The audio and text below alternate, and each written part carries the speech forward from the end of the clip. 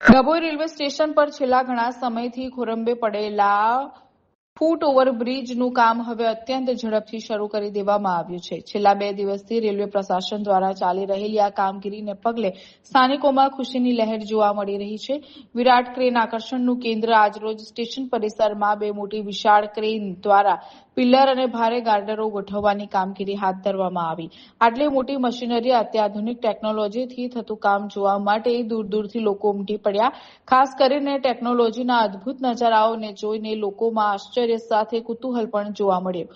મુસાફરોની હાલાકીનો આવશે અંત. ડભોઈ રેલવે સ્ટેશન પર ઓવરબ્રિજના અભાવે મુસાફરોને એક પ્લેટફોર્મ પરથી બીજા પ્લેટફોર્મ પર જવા માટે ભારે મુશ્કેલી વેઠવી પડતી હોય છે. આ સમસ્યાની કેટલીક વૃદ્ધો અને દિવ્યાંગોને મુશ્કેલી, લિફ્ટ કે યોગ્ય બ્રિજ ન હોવાને કારણે ઉંમરલાયક વ્યક્તિઓ તથા દિવ્યાંગોને પાટા ઓળંગવામાં કે લાંબો રસ્તો કાપવામાં ખૂબ તકલીફ પડે છે.